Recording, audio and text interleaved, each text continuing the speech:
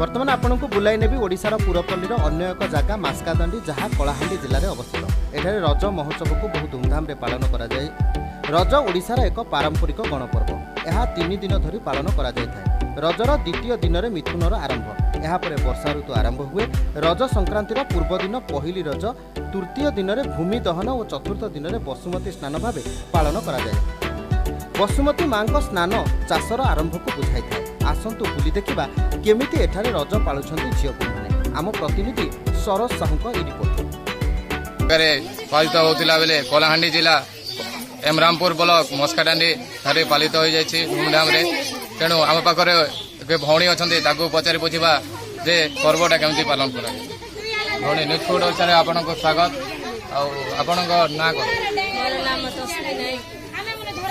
केते दिन वाला पर्वटा कर केमती लगुच आप कौन कौन करते स्पेशल ये आप रज पर्व कौन केते दिन केमती प्रोग्राम यहाँ आलोचना सब लगे 10 वर्ष रज पालन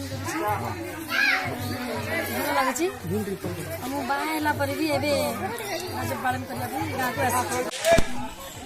मोर नाम रज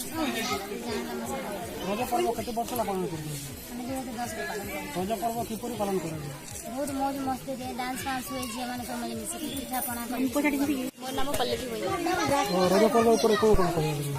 रज पर्व हूँ ओडिशार एक पर्व जहाँकि आम प्रत्येक ओडिया झील पर्व को पालन करि थाउ।